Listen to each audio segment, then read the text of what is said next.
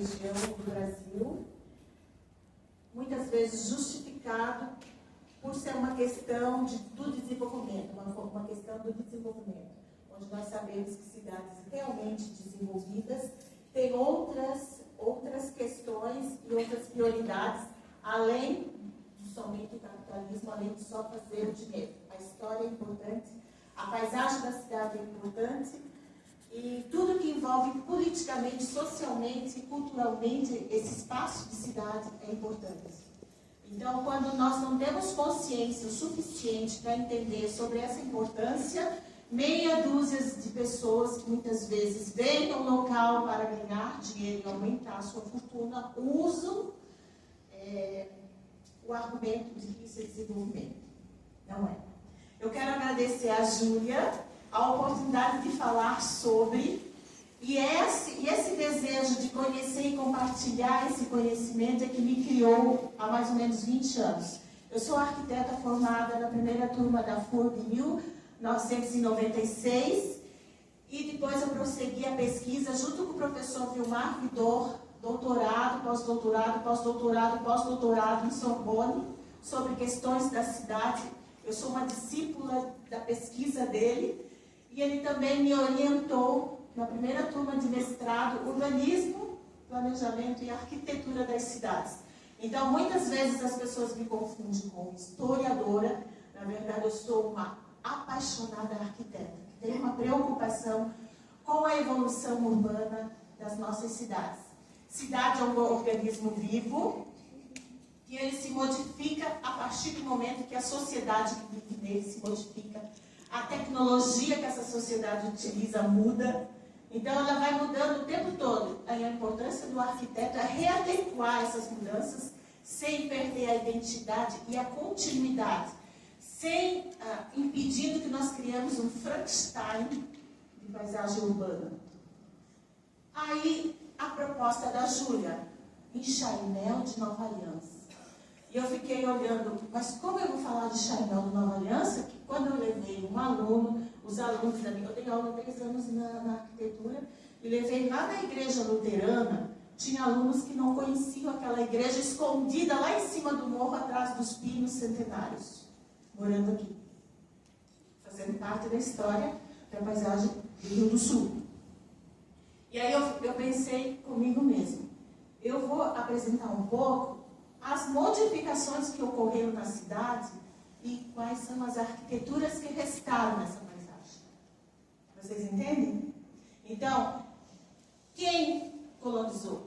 Quem construiu? Qual o capital que chegou? Qual o capital que derrubou a pioneirice de um determinado elemento? Qual é o impacto? Qual a interferência? O que ele contribuiu e o que restou da paisagem do Rio do Sul e o que restou de arquitetura e de patrimônio histórico, que nós precisamos cuidar de alguns que ainda existem. Então, essa foi a minha proposta de trabalho para a noite.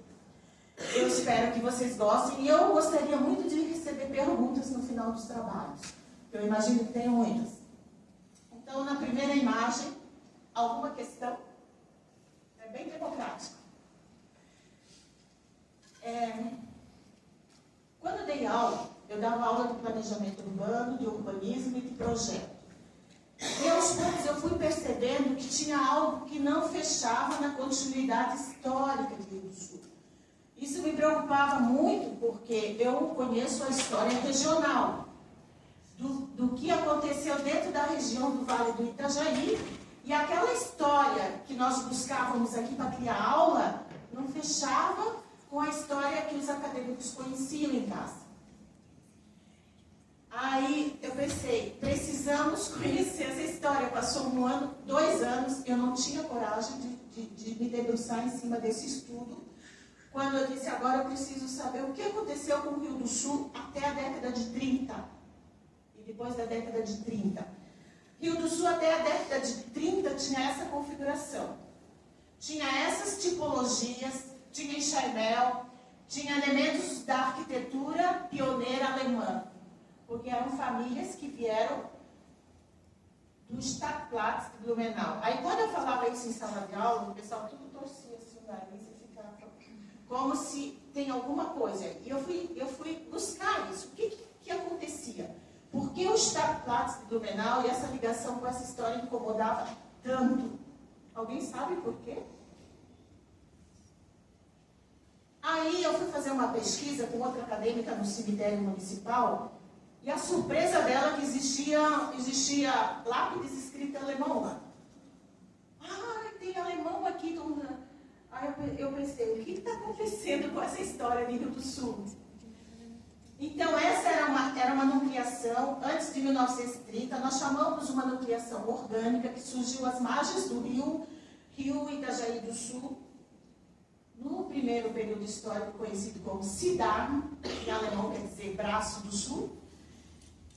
E como toda colonização e nucleação, das nucleações da região se desenvolveram junto aos rios, que a partir desse fundador foi feito um levantamento topográfico completo na época, quase igual ao do Google. Ele contratou técnicos para fazer o levantamento da bacia do Itajaí-Açu para planejar regionalmente toda essa região da bacia do Itajaí-Açu, sendo que essas pessoas ocupariam esses vales, utilizariam essa água para abastecimento, para gerar energia mecânica, para acionar as primeiras fábricas do estado de Santa Catarina e também para acessibilidade. Eram caminhos que não precisavam passar no meio da mata.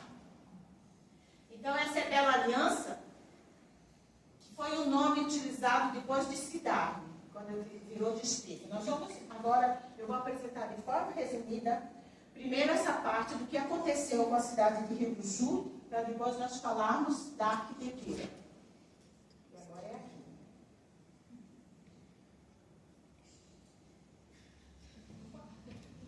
Não, mas a gente dá um jeito.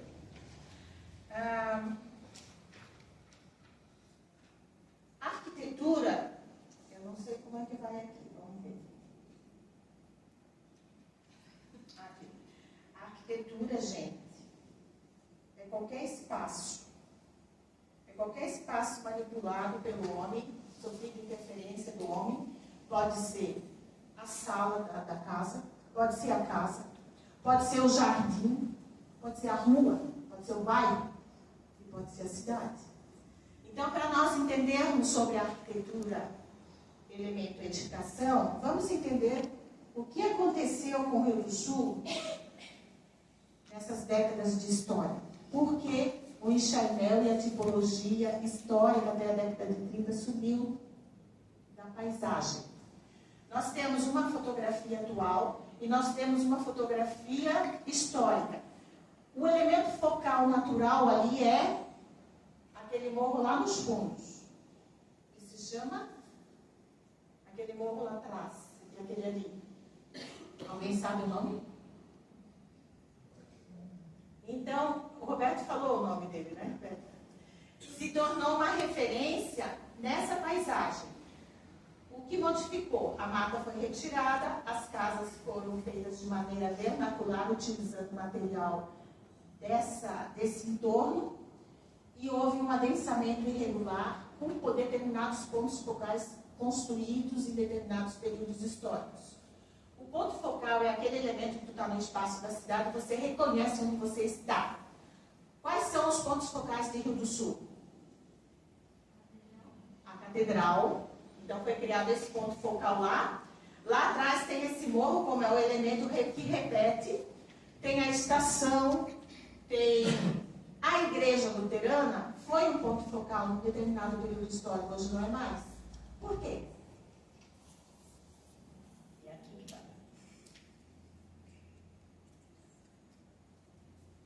Então existiu, quando eu fiz pesquisa, o estudo na UFSC, nós tínhamos que cuidar com o que falávamos, porque às vezes nós poderíamos ser mal interpretados. E eu adotei esse geógrafo que se chama Paulo Lago, que tem muito respeito lá, e ele comentou a colônia nasceu no empenho da racionalização sob tutela do planejamento e com o requinte da capacidade empresarial de muitos de seus administradores e componentes. Em síntese, quando veio o fundador para cá, que não era uma pessoa, eu já escrevi muito sobre ele, vocês busquem, não vem ao caso, Mas o objetivo dele era fazer dessa região toda, do Vale do Itajaí, estruturado nos rios, uma empresa agrícola. E para ser uma empresa agrícola, ele precisava criar caminhos para escoar essa produção. Então, ele veio firme com esse objetivo. Ele contratou agrimensores, engenheiros, técnicos para abrir e estudar os caminhos mais viáveis, além dos caminhos fluviais.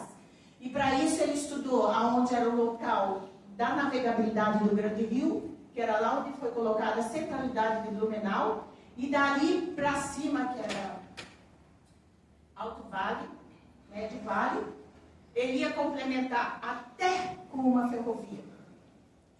Mas ele precisava fazer os estudos também daquele caminho que seguia a serra. Então ele contratou as pessoas que foi Serra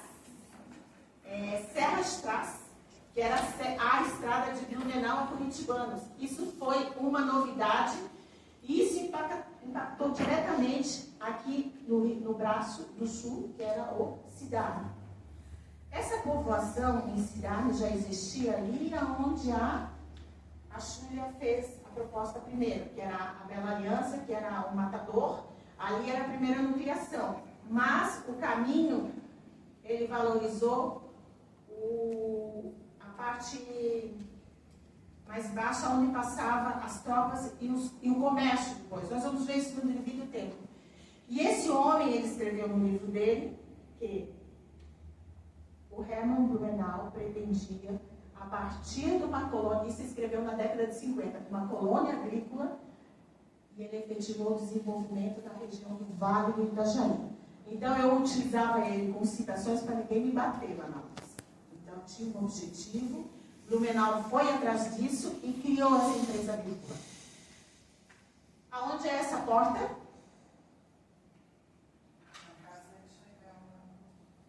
Isso. Eu acho, boa noite. Eu acho que é a única casa em Xandão que tem lá, né? Não, tem mais. Tem mais? Então vai. E tem a igreja também.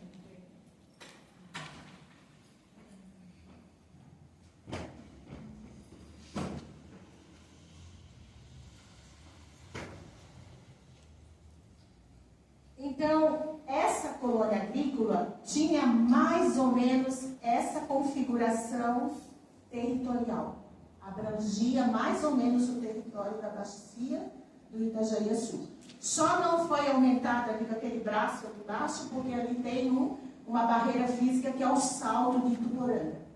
O Salto, até ali chegava o município de Palhoça, que fazia divisa com Blumenau. E Blumenau tentou pegar um pouco do salto ali, aí teve entraves e tal, e continuou assim. Ituporanga ficou para Palhoça, que depois foi emancipado.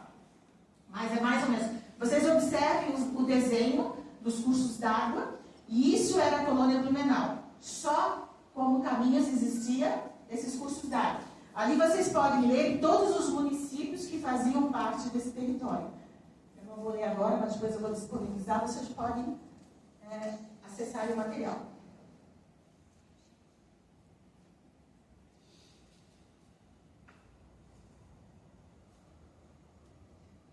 Então, o território de Blumenau de 1850 até 1930. Em 1931, Rio do Sul passou a fazer, se emancipou. Foi o único município que quis se emancipar de Blumenau. Nós temos o desenho da bacia geográfica. Ali embaixo, braço do sul, que é Cidade, em alemão.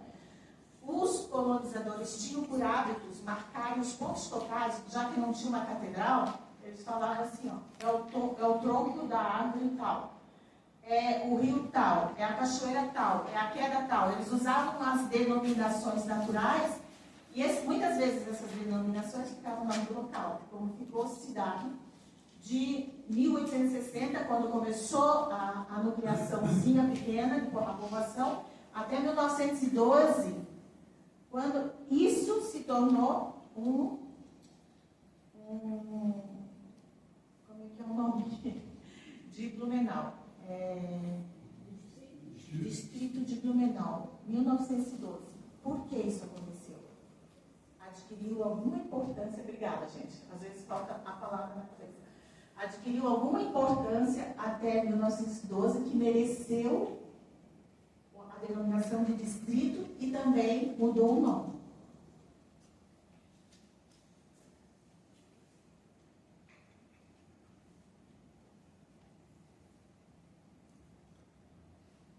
Essa fotografia nós fizemos da BR em direção à Nova Aliança. Esse local era o primeiro local, a primeira anunciação do Rio do Sul. Então, nesse local estava a primeira administração e os principais elementos estruturais dessa anunciação. Mas não ficou sempre ali. Por isso da importância também. A história do Rio do Sul nasceu ali. Depois, mais tarde, com a inauguração da Estrada de Ferro, esse local também recebeu uma estação ferroviária.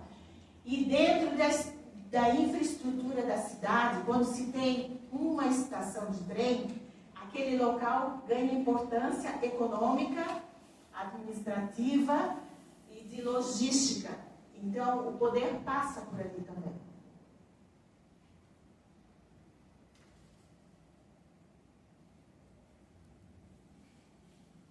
E aí, andando por Rio do Sul, naqueles anos que eu trabalhei ali, eu buscava a história, eu tentava entender a história na paisagem. Eu via pedaços de história.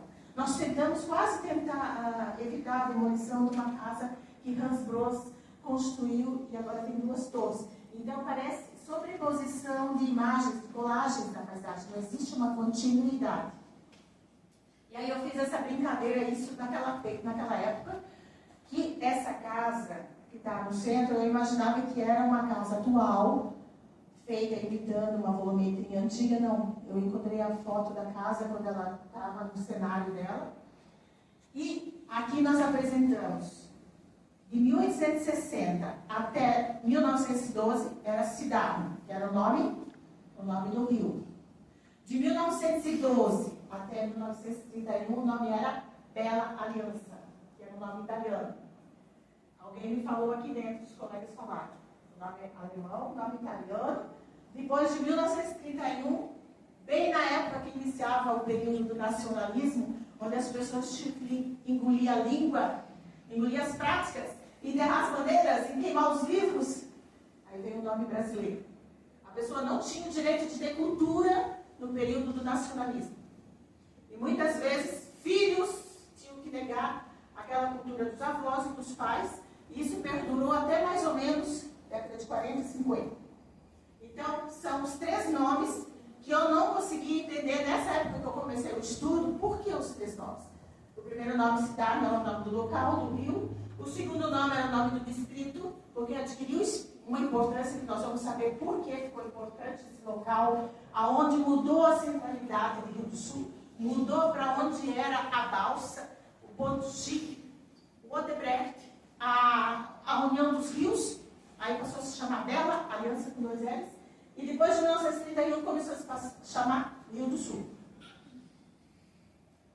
Vocês sabiam disso? Senão não tem graça mostrar coisa que vocês sabem. Mais uma vez, nós temos aqui, no primeiro mapa, a bacia do Itajaí-Açu. Como os rios estruturaram o Rio do Sul dentro da colônia Blumenau. E lá nós temos, mais uma vez, do livro do Ralph Odebrecht, que é um dos livros que eu super indico. Nós pedimos para os autores destinarem aqui para a biblioteca, vocês procurem, são os livros mais fidedignos. E muitos são suspeitos. A partir dessa história que nós vamos apresentar de forma resumida. Que é o mapa do livro de Ralph Odebrecht, que era bisneto de Emil Odebrecht. Esse é um mapa feito por José Deck, fez um recorte ali. Vocês podem observar o mapa de 1905 e Cidade e Bela Aliança e Rio do Sul não estavam no mapa ainda. Eu fui cronologicamente tentando entender as mudanças a partir dele. No mapa de 1905 nós não tínhamos a nucleação. Vocês podem ver que tem várias nucleações. Ali, ó. Nova Bremen, Grama. Tinha várias, ó, Neubremen, Brusque, Mas Rio do Sul, que é lá na junção, na União dos Rios, nós não tínhamos um nome. Só que eu botei a bolinha no lugar errado. Vocês sabem onde está a bolinha? Está no lugar do rio errado.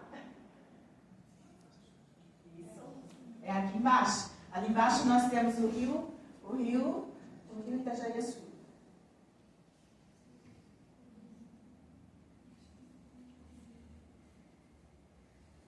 Aqui só explicando através do visual. Então, esse planejamento regional feito pelas primeiras lideranças da colônia Blumenau, que abrangia toda a bacia do Itajaí, eles colocaram a centralidade no último ponto navegável e dali para trás eles iam ver o que faziam. A partir dessa equipe técnica, que nós não vemos mais hoje em nossas prefeituras, a decisão é tudo política, a partir dessa equipe técnica eles projetaram estradas e ferrovia. A ferrovia veio com os planos dessas pessoas, porque eles queriam tornar isso com a fluidez, com a logística, porque só existia o caminho das tropas, norte e sul, e alguma outra estrada e o litoral, através do transporte marítimo e fluvial onde podia.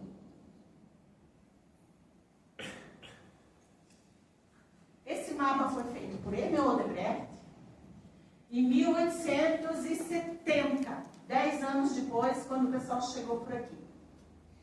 E aí é um projeto. Gente, o pessoal da arquitetura, esse é um projeto a longo prazo da infraestrutura regional. Nós temos aqui o caminho das tropas, norte a sul, e aquele tracejado ali é a estrada que eles iriam abrir, ligando essa região até Curitibanos, e litoral até Curitibanos. E fizeram. Emil Odebrecht foi até... Ele fez o caminho ao contrário para conseguir abrir a primeira picada. Não vamos detalhar, mas vocês imaginam um caminho de tamanha importância, passando e cortando o rio Itajaí do Sul, que era a cidade. Criando uma nova rota de comércio para esse local aqui. Olha o presente que esse local recebeu, a partir de um projeto de ampla visão e regional. Emil Odebrecht, às vezes, ficava 6 meses fora de casa, acampado no meio do mar. Inclusive, a pessoa que está na estátua aqui na frente da prefeitura, trabalhou com eles... Como é o nome dele? Trabalhou com ele 30 anos, fazendo esses trabalhos. Ele era guerreiro. Obrigada, Basílio. Eu estou com a memória bem fraca. Está aqui.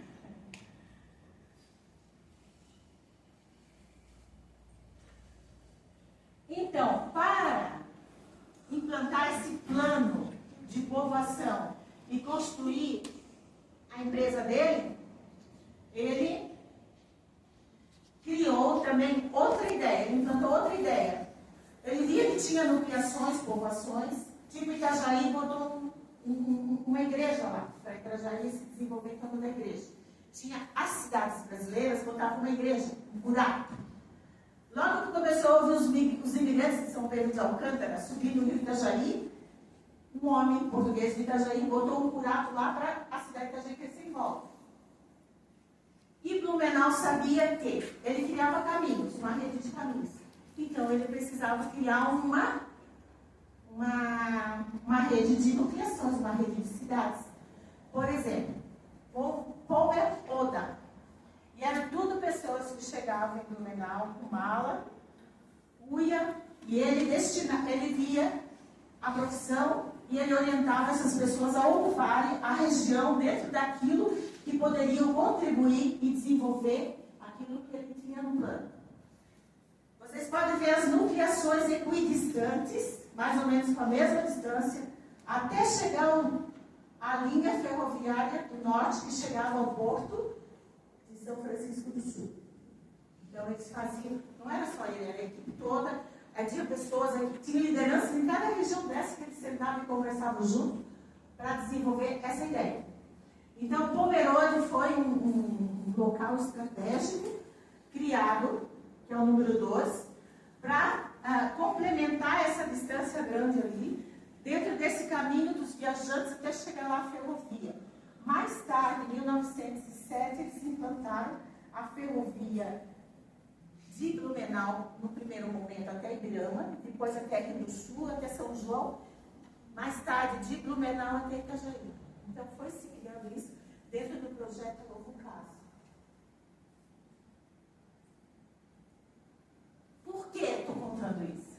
Por que eu estou mencionando isso? Porque no meio disso tudo está a região de Rio do Sul, assistindo e recebendo. Olha, esse local aqui, aonde foi colocada a balsa, onde hoje está a Ponte Kurfering, e tinha um raso que ficava atrás do Colégio Rui Barbosa. O raso é onde, quando o rio estava cheio, o gado podia passar com mais segurança. Mas enquanto não existia uma ponte, uma balsa, eles usavam esse local do rio, e esses viajantes usavam essa nova estrada, esses novos caminhos. Foi construída, que se chamava o Serra Strasse. Nós encontramos um jornal que descreve essa obra e de como essa obra recebia dinheiro dos pioneiros alemães da cidade, que eram usados como acionistas. Construindo esse caminho, Serra Strasse, se criou uma nova rota comercial, e no meio dessa rota com a existente estava Rio do Sul. E Rio do Sul começou a pagar pedágio, a cobrar pedágio e a ganhar dinheiro em cima disso. Não era bom? Começaram a ganhar dinheiro, o gado, a tropa passava ali, tinha que pagar pedágio, e foi desenvolvendo mais e mais e mais. Esse é o raso, que tinha uma dificuldade muito grande, porque os barrancos eram muito altos para a travessia. Então, foi aí que surgiu o primeiro, o segundo, o terceiro balseiro. E com toda essa importância dessa efervescência, ali nós temos a primeira venda, que foi do filho de Emil Odebrecht. Eu fiz questão de mostrar essa fotografia, porque ela é uma casa em Chaimel. Muitas pessoas acham que a casa em Chaimel é ripa na parede colada, em cima de concreto rebocado, ou isso aqui é enxaimel. O enxaimel é a estrutura da madeira encaixada. Ela pode receber fechamento de taipa, de vidro, de compensado, de tábua, de tijolo à mostra. O importante é que a estrutura é enxaimel. Legal, né? Então, ali morava Rodolfo Odebrecht, que ele fez a venda pertinho da balsa, e também tinha uma pousada das pessoas do Rio que tinham longas distâncias de viagem.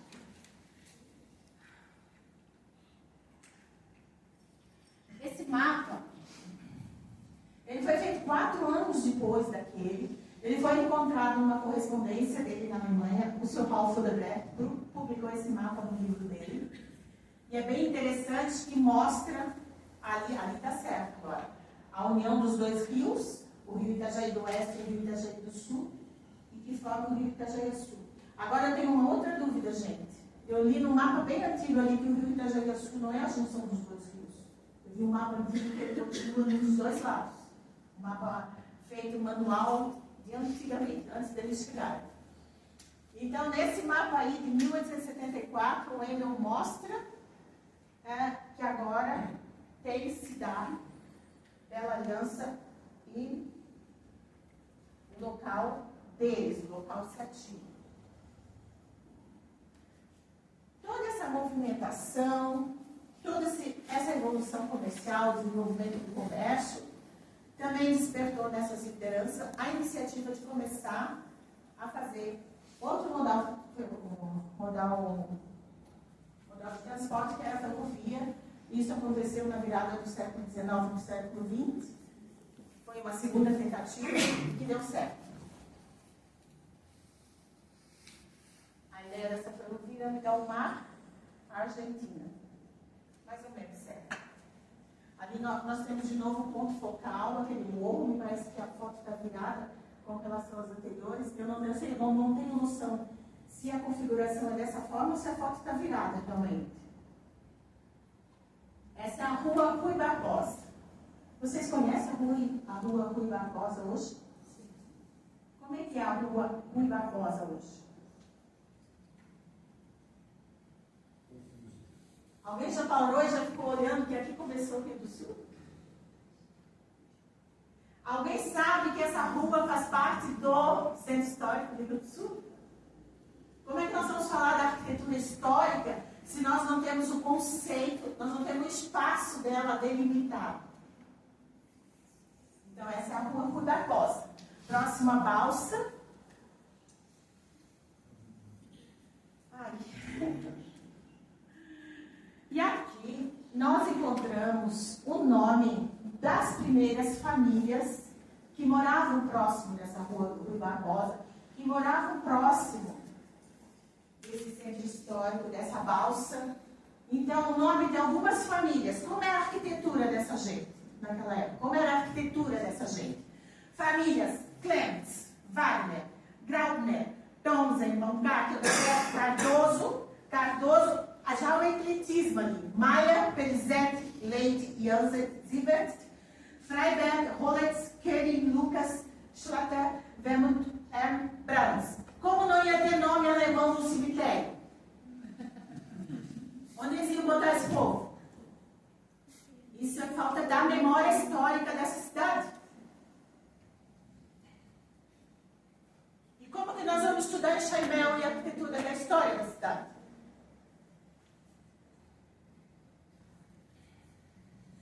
E nós fomos observando ainda nesse trabalho, porque eu fiquei 3 anos observando isso.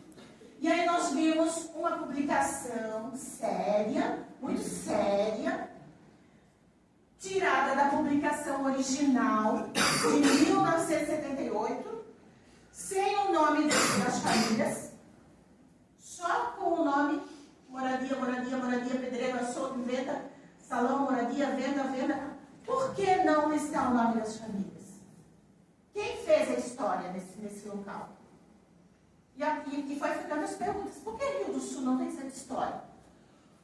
Por que não é considerada a história na região em torno da primeira balsa? Por que transformaram a Rua 15 de Novembro num corredor de caminhões? E a Rua Rui Barbosa num corredor de caminhões? Por quê? Cadê a consciência? Cadê? Júlia, nós temos que resgatar essa história. Como? Bora, galera. Bora fazer um próximo. É perguntas. E essas perguntas que instigaram? Aí, a gente vai viajar através das... A Kátia da Pinone é excelente. Ela me une de fotografias históricas nas quais eu posso ler a história. Mas eu não encontro isso nos livros.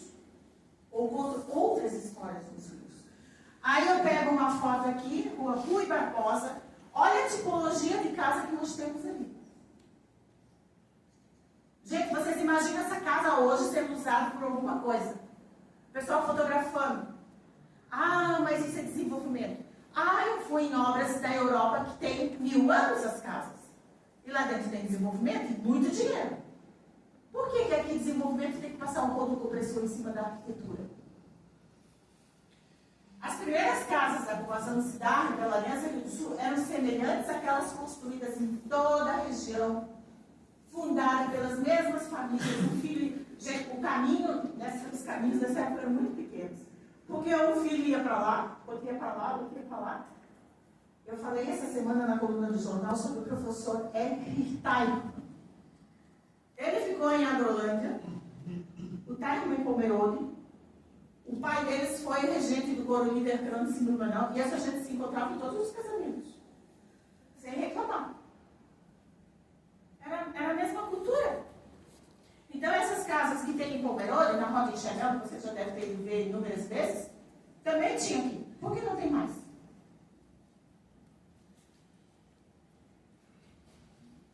Não tô brava, tá? Eu fico brava em casa. Eu fico muito brava em casa às vezes. Aí, essa personalidade histórica, eu soube que ele veio para a região em 1912. E aí eu vi que tem uma praça com o nome dele, tem o busto dele lá em cima. E a gente tem que estudar as lideranças para entender o impacto das transformações. E eu fui estudar a vida dele. Mas ele, nessa época, que Siddhartha saiu lá de Matador e foi para lá, ele tinha chegado na região, e Siddhartha subiu esse grau de importância porque eles estavam ganhando muito dinheiro em função da Serra Strasse. Aquilo ali se desenvolveu muito, que era um projeto feito por toda a região. E aí um dia eu estava com os alunos assim também, aí um aluno disse para mim, prof, na minha escola, quando era pequena, eles falavam que Blumenau escravizava as pessoas aqui. Aí eu fui em outro lugar, mesma coisa, peguei livros com isso. E aí eu falei com o pesquisador Gilberto Gerlach, que fez 2 obras grandes, que eu também botei ali na biblioteca com eles, que era a Colônia Blumenau, então ele estudou isso aqui nos livros lá, diz que Blumenau escravizava as criancinhas e as pessoas aqui. Sendo que as famílias eram tudo aquilo que eu vi. Tudo que tinha primo, pai e irmão lá em Blumenau, e lá em Timor. Lá em Jaraguá eles tinham família por ali, tudo. Mas Blumenau resolveu escravizar o povo daqui. E aí isso me pôs a pulga atrás da orelha novamente. Eu vou pesquisar isso, eu vou entender o que está acontecendo.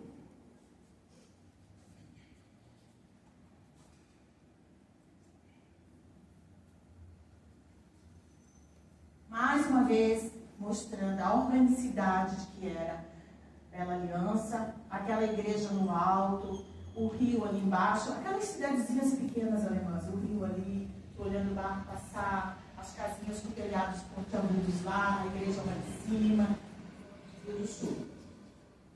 Tipologia de cidade alemã, não renascentista. O que é a cidade renascentista, pessoal da arquitetura? Como é que eles constroem cidades? Eles são racionais. O que a racionalidade cria? As quadras. O desenho exato, a simetria.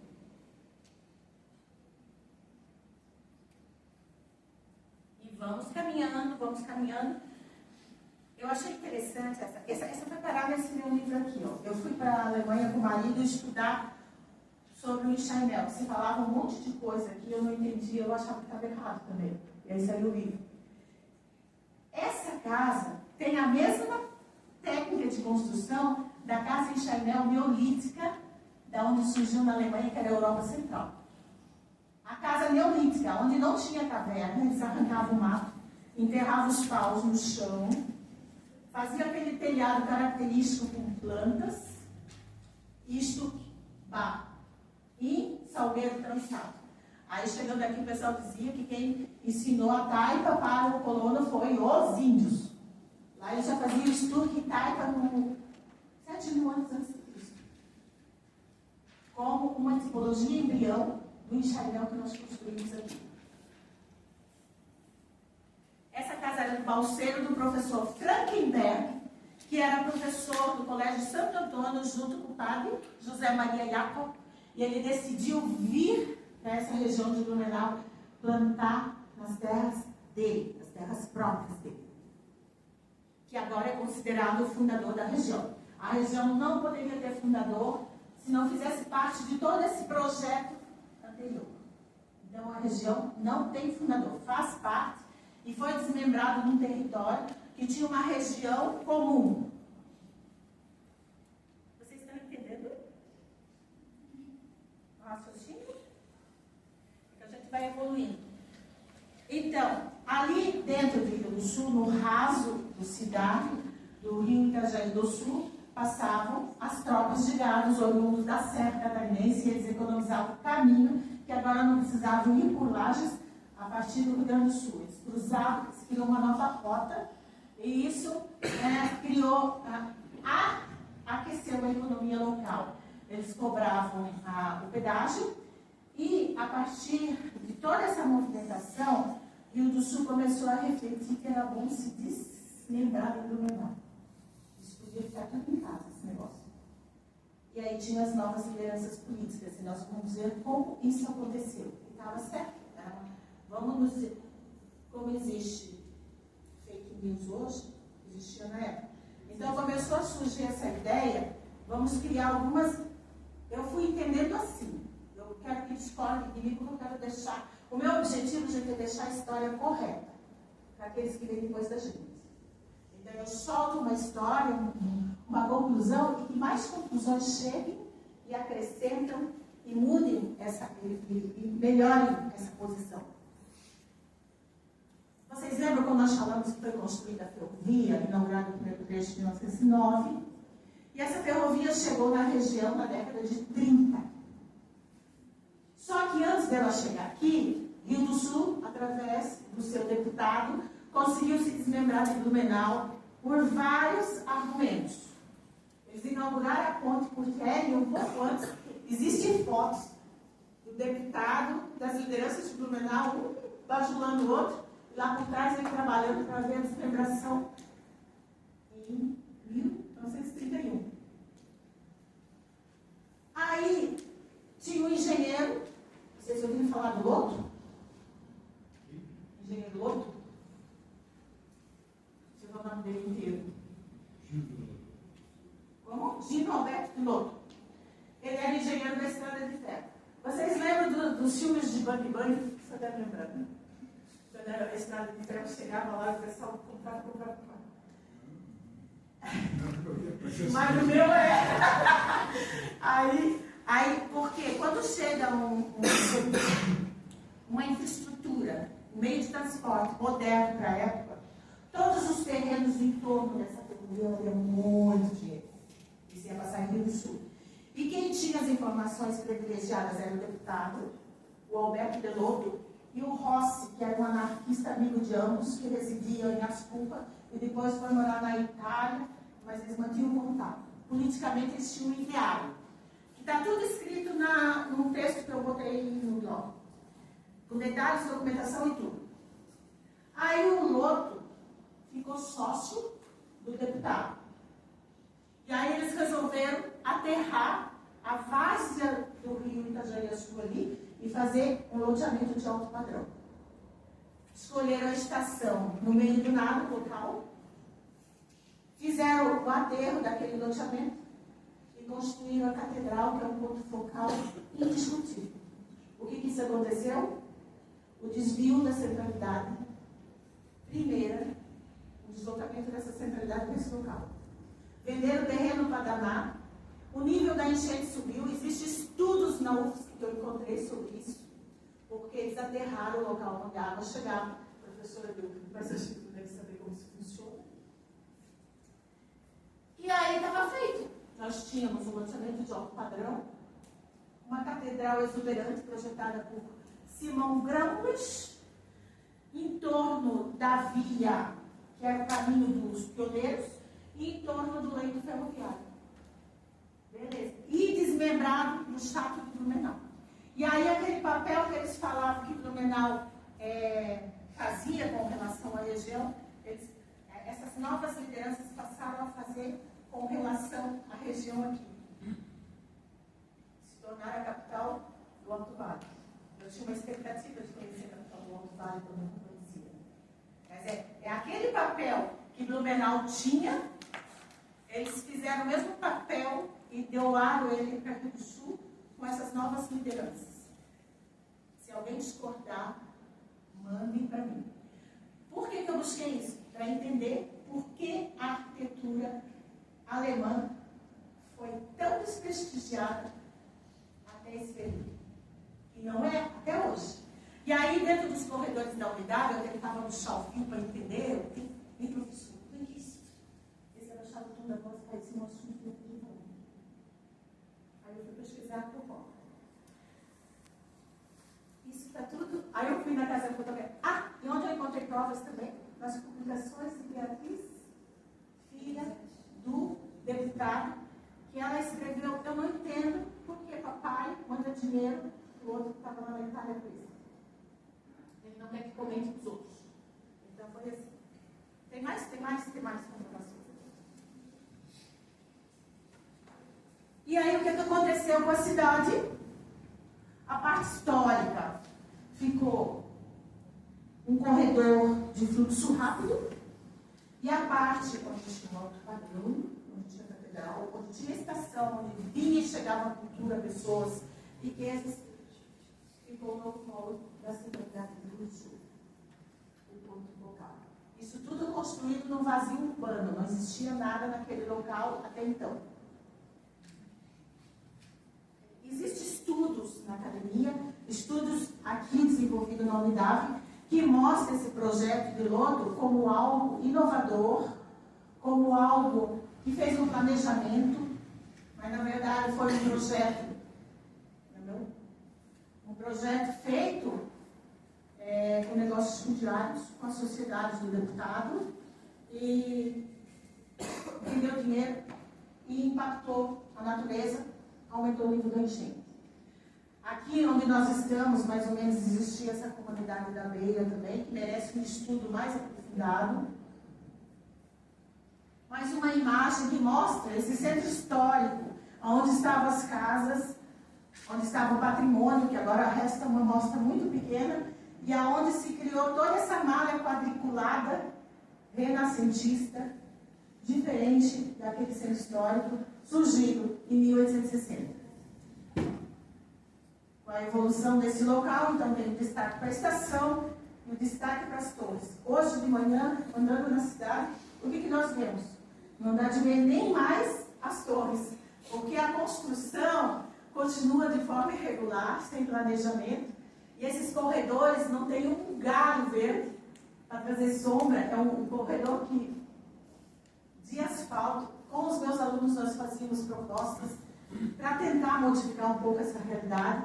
Então é algo muito árido, que era antigo leite ferroviário, que foi desativado em 1971, e o caminho do tropeiro, que vinha desde lá de Blumenau e vinha vindo até chegar em Agronômica, e Agrolândia e São João passava por esse caminho. Passavam lontras, passavam ilhota, era a estrada, né? Mais uma vez, antes do encontro dos rios, o centro histórico, e o novo centro a partir de quadras, aonde essas pessoas que compraram esses terrenos por muito dinheiro, depois da grande enchente, o que aconteceu? Subiram o morro. E subindo o morro, eles começaram a demolir casas históricas, que eu registrei a demolição de uma. Vai no troço. Porque essa vila alemã, a estrada de ferro, eles procuravam construir em cima da cota da enchente. E depois desse tempo do Vale Tudo, aí a parte histórica que estava fora da cota da enchente, essas pessoas que gastaram no Jardim América foram para lá. Sendo bem resumido, né? É uma leitura de pesquisa. Então, esses dois caminhos são muito interessantes porque estruturaram, numa época, que era o caminho do colono, o caminho do pioneiro, que caminhava ali, e o outro era o caminho da estrada de ferro. Então, estruturando essa cidade hoje, mais ou menos ligando o viajante que chega até o encontro dos rios e que orientava até o local da balsa. Só para ilustrar a cidade do centro histórico de Rio do Sul. O Ponto Chique é um exemplo que nós temos aqui na cidade, que é uma pessoa que se chama Jairo Goldstein. Ele está fazendo sozinho o resgate e a recuperação desse patrimônio. Então, nós, ao longo da Rua 15, tem outras edificações que poderiam entrar nesses estudos. E também lá na Bela Aliança. Na Bela Aliança, sabe o que eu percebi? Júlia, começou grandes movimentações de terras, com grandes loteamentos sendo colocados, impactando aquele centrinho histórico, tal qual o Jardim América. Então, existe um exemplo, tinha que ter uma orientação central, trabalhos que conscientizassem, que levassem a... E tu diz essa questão da orientação, para chegar, né, num consenso, isso deveria ser feito em gestão com o patrimônio, com a prefeitura, como é uma fase? Eu tive a felicidade de trabalhar com o professor Vilmar, quando ele fez, a gente não deve impor, porque o proprietário não tem culpa de ser proprietário de um patrimônio que não é só do interesse dele, mas é de toda, de repente, a região do Estado, de repente, todo o Estado. Então, deveria ter uma consciência por aqueles que administram, orientar. Lá em Blumenau, na época do professor, ele fazia isso, ele orientava, ele dava verbas, ele acompanhava, ele dava assessoramento e fazia essa pessoa sentir orgulho de ser dono daquele patrimônio. Hoje em dia, o proprietário, eu tenho essa bomba na minha mão, porque ele é sozinho. Então, dentro da gestão pública, falta esse apoio, essa orientação, fazendo aquele proprietário sentir orgulho daquilo. E aí ele vai lá e ele recebe ajuda para manter aquilo, porque aquilo não é só importante para ele, é importante para a cidade, é importante para a região, é a mentalidade. E muitas vezes o poder público, através dos seus representantes, eles são arrogantes, grosseiros, eles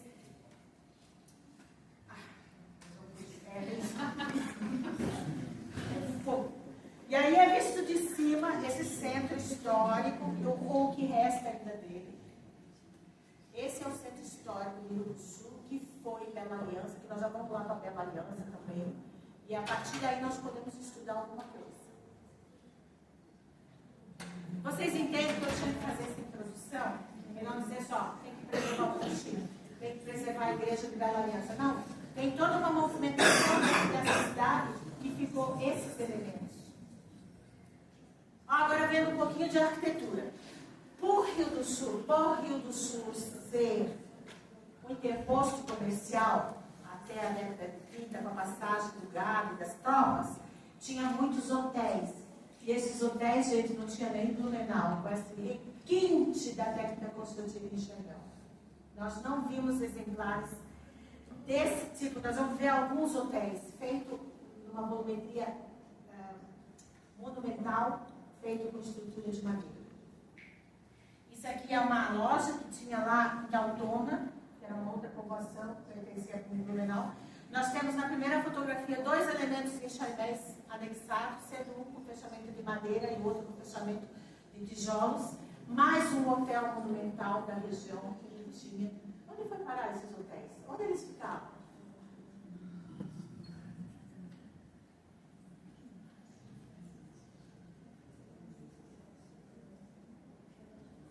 Lá a primeira igreja luterana, tipologia em chaimel, fechamento, madeira, cobertura, galhos, tipologia em chaimel, concreto com ripa na parede.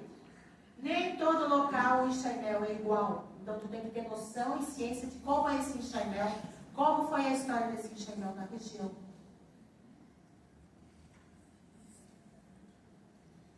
Mais uma vez a venda do Odebert, naquela época e hoje. Alguém conhece essa casa? De frente para a União dos Rios, ali ficava a venda do Odebert, que agora, por a família não ter herdeiro, faz parte da igreja. E essa era a cidade. Olha, gente, chegando numa cidade dessa. Olha a Ponte dos Arcos, olha a plástica da Ponte dos Arcos. Tinha uma ferrovia, tinha um rio, tinha uma igreja no alto como um ponto focal. Essa igreja ninguém vê mais. Não dá de ver ela.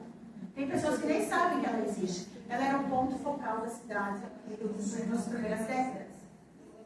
Se existia a ponte, isso daí era depois de 1933, quando foi inaugurado o trecho ferroviário.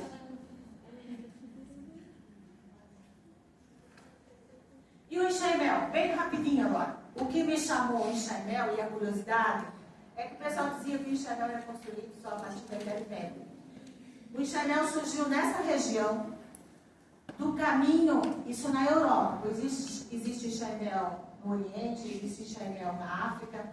Toda a estrutura feita em madeira se desenvolveu para a técnica construtiva de enxaimel de acordo com a sua região. O nosso enxaimel surgiu nessa região, daquelas pessoas que caminhavam até as ilhas, que hoje é Grã-Bretanha.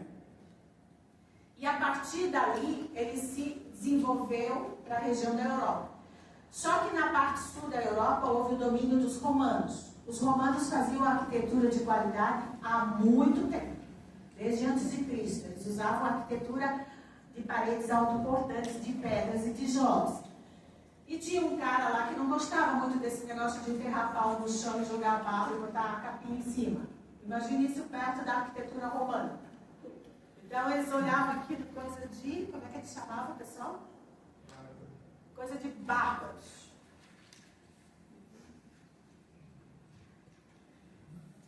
Essa casa surgiu dessa forma e foram encontradas em fundos de lagos, foram encontradas, tem pesquisa nesse sentido que nós encontramos em museus na Alemanha. A princípio, a estrutura é madeira, o telhado com a mesma inclinação feita até hoje, 80 graus ou por cento? Graus, não é por cento. 80%. E em volta dessa casa eles faziam esse poço, e muitas vezes ali eram encontradas cerâmicas, pratos, lousas. Eles imaginavam que podia ser depósito de lixo, eles eram caprichosos. Isso aí há 5, 6, 7 mil antes de Cristo. E dentro tinha o local do fogo, e faziam tipo de uma bancada em cima, que era o tataravô do sótão, da mansarda, onde eles guardavam os grãos.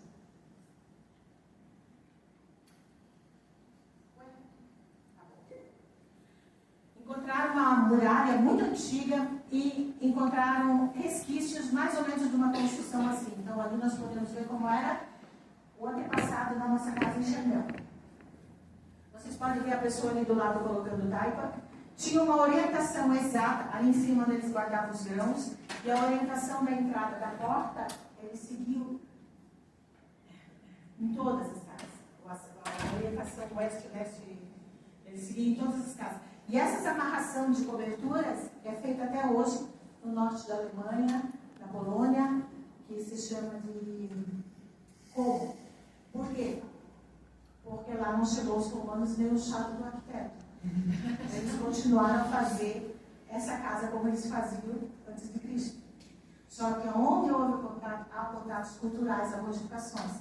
E aí fez surgir a casa mista.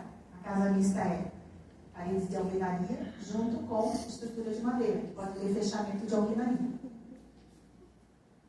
Eu acho isso aqui o máximo. Isso aí é antes de Cristo, gente. E ali o cara ia fazendo a taipa. Nós vimos maquetes no Museu de Steinau, na Alemanha, aqui. Aí eu fiquei feliz com a estrutura do Baú. Aqui nós temos uma casa de Blumenau, do século XIX, e uma casa de Rotenburg, do século XI. Se tu está bêbado ou mesmo, tu vê tudo igual. É a taipa, é a estrutura, é a moldurgia. Olha, e isso que é interessante nessa tecnologia. Ela permanece, ela é uma identidade. Aí tu anda por aí, tu quer preservar uma casinha lá de 4x3. Aí a pessoa que é ignorante, na forma de ignorar, essa coisa. Eles lá mantêm-se vivos por questão de identidade, de lugar. Eles podem construir em lugares muita coisa. Eu quero mostrar depois, eu não vou antecipar. Mas eles fazem questão de construir com o material, com a volumetria que lembra a identidade do lugar. O lugar é saúde pública. Manter a casa da oma e do nono é saúde pública. A pessoa é feliz. Se ela vai morar num hotel branco, com bolsa branca, com armários brancos e tudo branco, eu vejo muitos meninos saindo da arquitetura fazendo isso como céu. Lindo. O cara não fica lá muito tempo saudável. É usado no hotel porque ele dorme uma noite ou duas, mas não para morar.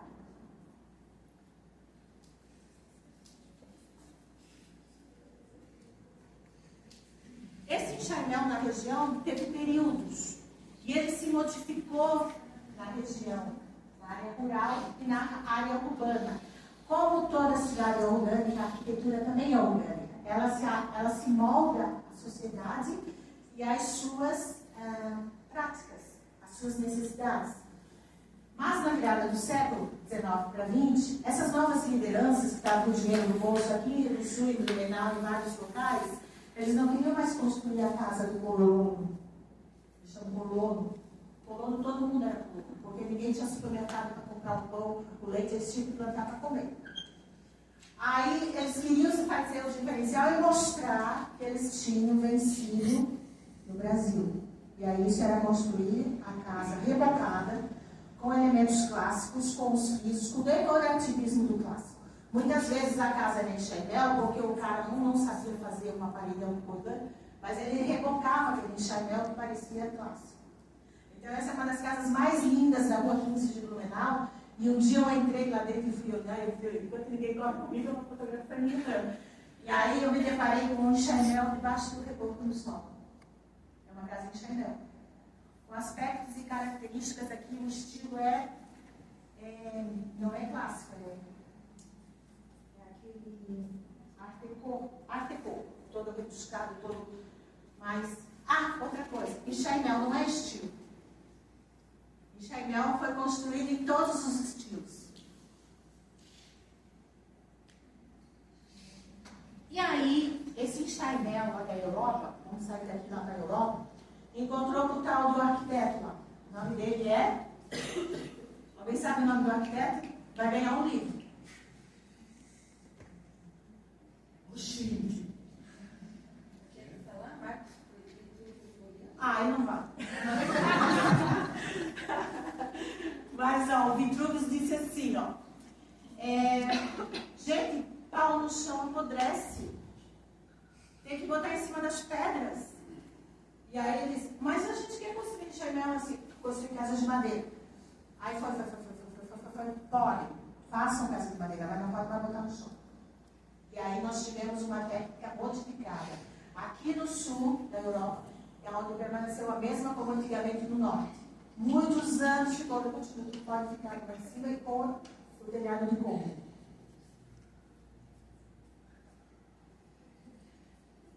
E o que aconteceu? Quando um pau é espetado no chão, ele fica firme. Se amarrar uma travessa, outra travessa, ele fica firme. É uma mesa. Bota esse pau em cima de uma fileira de pedra. Ele não vai ficar mais só quadrado, assim, vai ficar estável. E aí surgiu um elemento onde hoje em dia eles colocam as pilhas inclinadas nas fachadas. Esse elemento, acho que é o estribo, o nome, eu não sei, não lembro agora. Mas vocês vão ver agora. Porque se vai para cima da pedra, aí nós vemos esse enxaimel evoluir na Europa e o que tornou ele aqui.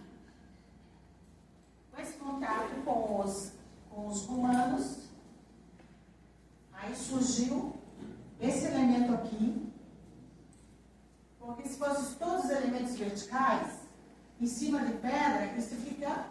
Aí coloca isso aqui para contraventar essa estrutura. Foi o elemento que surgiu a partir do contato com os romanos.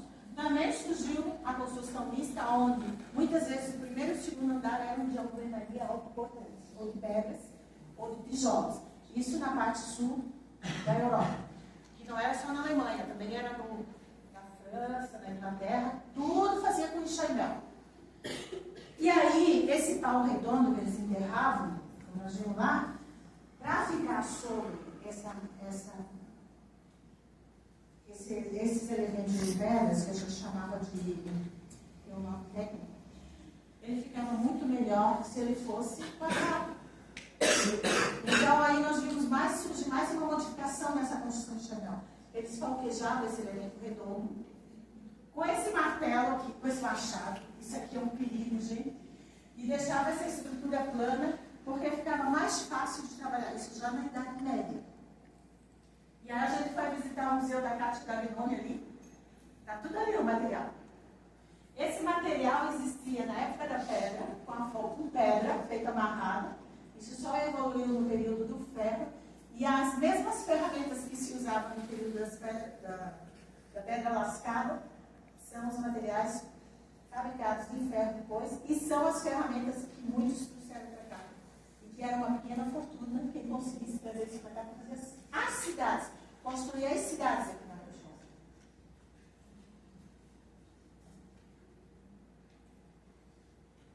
E fazendo essa superfície quadrada, surgiu a complexidade dos encaixes, cada vez mais complexo. E dentro disso, rapidamente, que já está se estendendo bastante, os estilos. O estilo românico foi mais ou menos no início do século XI, mas era a construção onde já contava com o primeiro pavimento com alvenaria autoportante.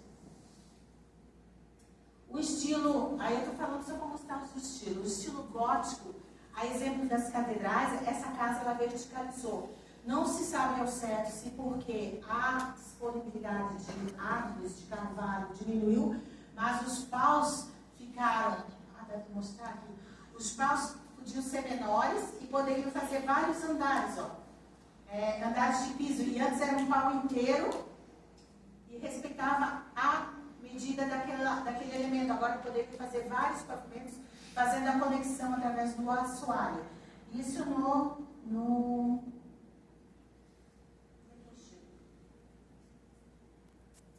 gente, não tá.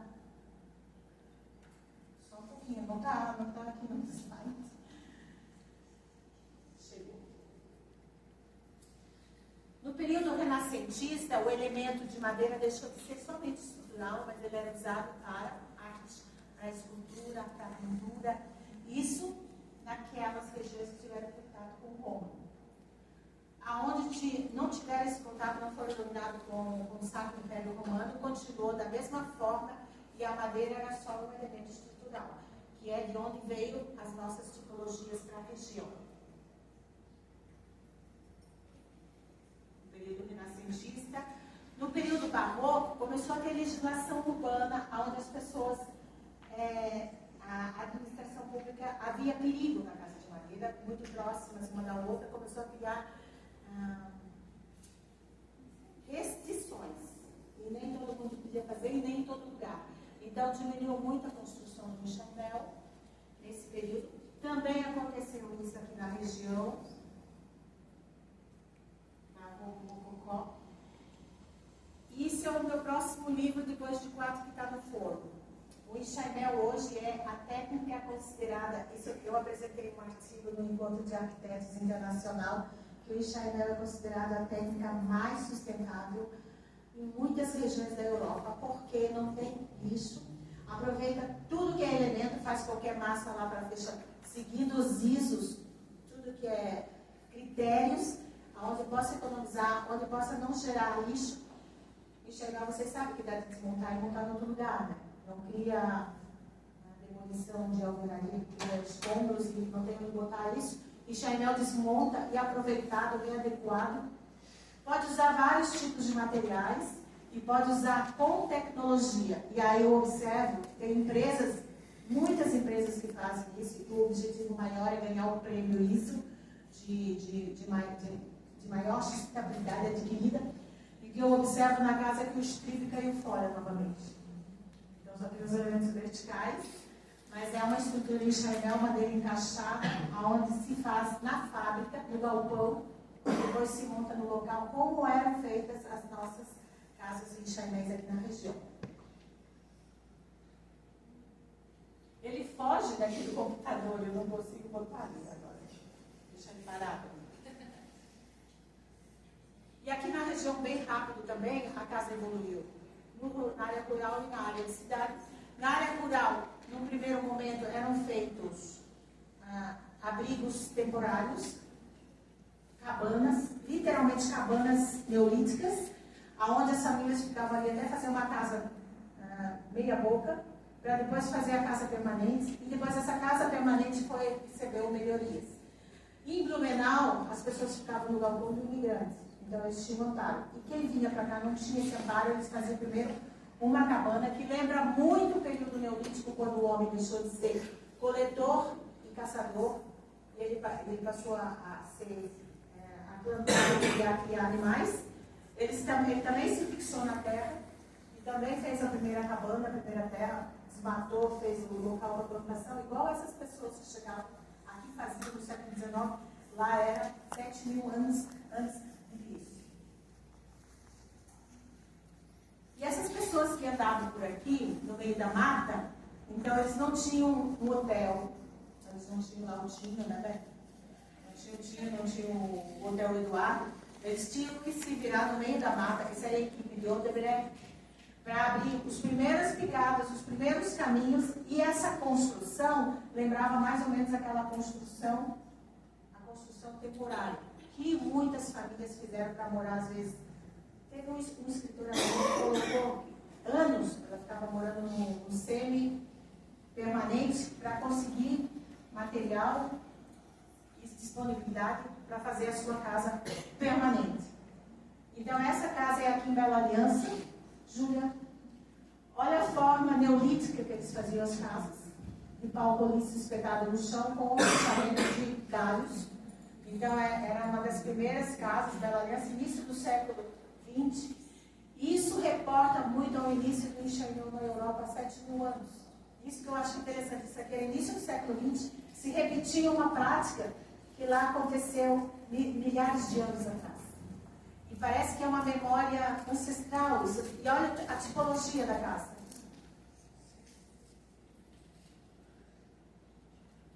Eu fiquei bem feliz. A pessoa que está restaurando essa casa ia estar aqui hoje, teve problema no trânsito. Que estão restaurando a casa Porto Novo. Isso nós estávamos dando aula aqui na arquitetura, nós fizemos um barulho pra caramba.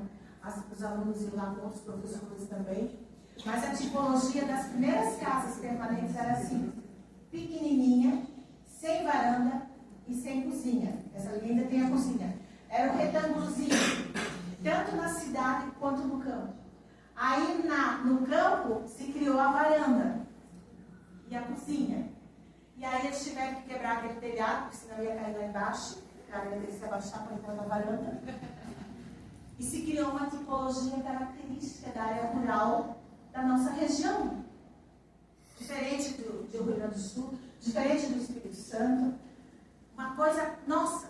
E como é que ficou lá na cidade, lá em Blumenau? Lá na cidade também eram as casas assim, o que ficava portas, aberturas expostas. Aqui foi criada a varanda. E aí a porta exposta, que era uma porta linda, duas folhas entalhadas, pegando aquela chuva. Eles fizeram aquele alpendre, protegendo a porta, com todos aqueles adornos e arabescos que eles conheciam no Renascimento, no enxergão renascentista alemão. Quem podia, né? Então eles chegavam no mato, isso ali é um desenho de um pesquisador alemão que tem na publicação dele, que eu olho muito, doutor...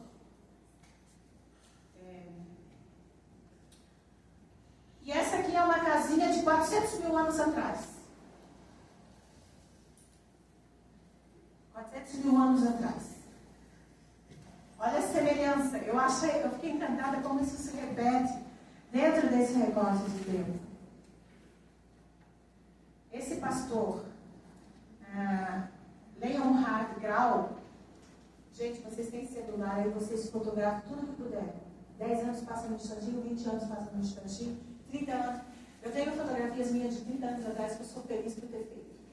E esse pastor aí tinha ideia disso, ele fotografou essa região toda. A Cátia Dagnoni tem essas fotos lá, vocês busquem, é uma beleza de documento histórico daqui da região. Ele fotografou o cotidiano das pessoas, da comunidade. Então ele está ali em cima de um cavalo, mas o que me impressiona é a propriedade que é aqui no Alto Vale do Itajaí. Ele visitando os paroquianos a cavalo, uma casa em Chaimel, que tem aquele negócio do rancho, do pasto, da horta, perto do rio, aquela característica propriedade do pioneiro. E esse também é uma casa de um outro pastor, que é a casa temporária também aqui. Então fez com os paus espetados, quando é o fechamento, é o bambu entrelaçado. Vocês observam aqui dentro todo o capricho desse imigrante, com porcelana, com toalha de linho sobre a mesa, e a casa temporária. Com aquela volumetria característica. Isso é a nossa região aqui. Está acabando. Então aqui nós temos uma casa de pau espetado que lembra o Neolítico, 7.000 anos atrás.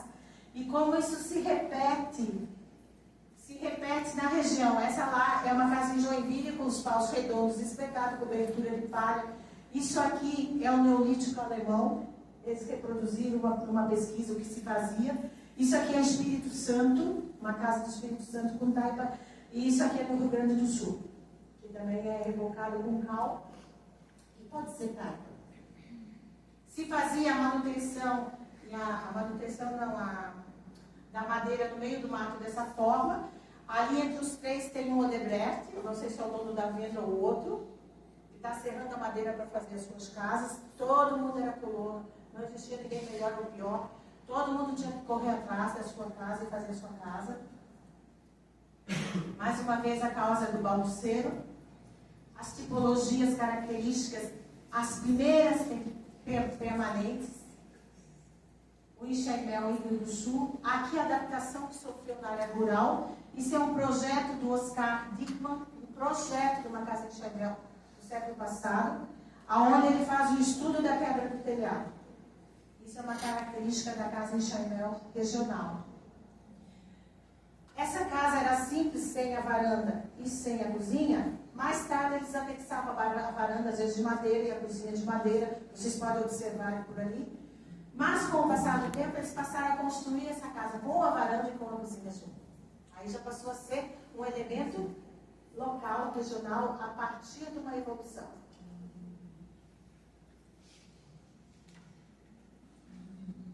Essa casa nós pesquisamos junto com... Foi publicada no livro dele, do Jonas. É uma casa em Enxaimel. Então, as pessoas procuram o tijolo à mostra, o tijolo à vista, a estrutura de Enxaimel como um fechamento de madeira. E todo o volume dela lembra aquela casa em Enxaimel do Pomerode que todo mundo vai visitar. É a casa em Enxaimel do Rio do Sul, fechamento de madeira. Muitas casas ali na Rui Barbosa, elas são feitas de madeira nas laterais e nos fundos, e na frente era feita de material. Você lembra quando era material? Que o sonho das pessoas era conseguir fazer com material. Era muito caro, e a madeira era muito barata. Então, eles podiam fazer em tapião, como eles faziam o corpo lateral, fundos, madeira, e a parte da frente, alvenaria rebocada. Isso aí, Rio do Sul também, uma fotografia do pastor Leonhardt. As casas aqui no Rio do Sul, eu percebi que elas têm uma volumetria muito grande. Olha o tamanho dessa edificação, que deve ser uma escola, pelo número de alunos, e a varanda feita em madeira, provavelmente feita depois. A segunda igreja luterana de Rio do Sul, provavelmente em Enxaimel, com fechamento de madeira. Os hotéis de Rio do Sul. Aí a casa urbana, que recebe o alpendre, e o dascal é aquele telhadinho no sótão. Só as casas urbanas faziam isso. E aí saiu a lenda, hoje se fala assim, que a casa em Enxaimel, a casa em Enxaimel era a casa do colono, não era a casa da cidade. Aí tu vai lá na 15 de novembro, tu raspa o reboco, é tudo, a maioria da casa histórica que tem lá em Enxaimel. É porque teve aquele divisor de águas também no hábito e na forma de construir. Isso aí explicando o barroco que chegou tardiamente aqui na região que obrigava o pessoal a rebocar o Enxaimel. Gente, essa é uma das casas mais lindas. Alguém sabe onde é? É aqui na região. Ela tem os aspectos da planta da casa portuguesa. Ela tem um corredor, quarto para um lado e quarto para o outro, que é da casa portuguesa, e não é da casa do alemão. São as culturas. Hotéis em Rio do Sul, arquiteturas feitas em madeiras que eles buscavam aquilo que deixaram na Europa. A volumetria, o que se fazia na Europa com parede autoportante, eles procuravam reproduzir com madeira, que era o material que tinha disponível. Aquilo que eu falei das paredes laterais de madeira e a frente de alvenaria, isso aqui é na rua 15 de novembro, uma transversal. Essa casa está muito mal cuidada, gente. Essa casa está muito mal cuidada, ela é muito linda. Na rua 15 de novembro também. E aqui nós vemos o que é a sensibilidade de falta e a falta de gestão, de ordenar em torno do patrimônio, de gravitaciona em torno do patrimônio. Porque nós vemos a paisagem, e a paisagem é o conjunto dos elementos que compõem ela. Aí nós temos uma das estações mais lindas da estrada de Catarina, que recebe um escalonado, assim, um impacto. Não é culpa de quem construiu, é a ausência de uma equipe interdisciplinar que coordene, que oriente, que faça, que deixe a sua cidade mais bonita. Angelina, posso só dar um adendo? Claro. O Gabriel agora está passando por reformas, certo? E as reformas, elas acabam gerando um tipo de tramitação ali que está rachando as paredes do museu. Nem fala. Eu fui lá no Ponto Chico, está tudo rachado também. Isso falta alguém maior que oriente. Não é para brigar, nem fazer multa. Às vezes as pessoas não sabem. Tem que orientar, não pode, porque vai rachar, tem que explicar, tem que orientar. Isso falta nas nossas cidades. Lá em Blumenau eu desisti já. Eu via para o jornal, agora eu escrevo texto para quem quiser ler. Porque é uma luta em glória, não existe. Falta um entendimento, um conhecimento. Às vezes as pessoas nem sabem o que é uma equipe interdisciplinar, que não é só um arquiteto, é o geólogo, é o historiador, é uma equipe completa, para isso que existe, trabalhando para deixar a cidade melhor. Então a gente vê os filmes que existem grupos, os filmes do embelezamento da cidade. Quem já viu algum filme que eles falam? A equipe do embelezamento. Aí eles vão lá para aquela igreja fazer aquelas reuniões para decidir se isso vai ser feito ou se isso não vai ser feito. Se conversa sobre a cidade. Aqui não, o cara chega ali com dinheiro, aprovou na prefeitura, botou o dinheiro lá. Tem isso, tem. Eu não vou dizer que não tem, eu percebo. E lá em Blumenau saiu um prédio em cima da meia. Agora, depois que o prédio está pronto e tem gente morando lá dentro, o juiz quer demolir o prédio. Isso não tem sentido. Tem que ter uma equipe que evite isso. Mas provavelmente rolou as coisas ali e foi, né? Isso aqui é uma das paisagens mais lindas, um dos pontos focais mais lindos, na minha opinião, junto com aquela pontinha amarela, pense, e Rio do Sul. Ponto natural. Demora muito, né, Bíblia?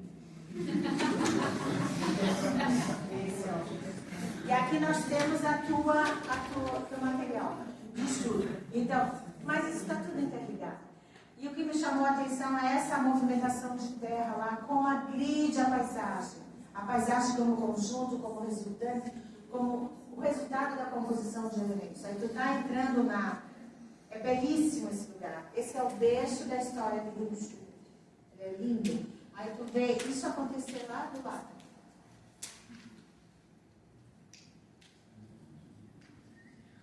E para terminar assim, quando é que acabou de construir, não, ou diminuiu a construção do enxermel na nossa região, foi quando eclodiu a Segunda Guerra Mundial.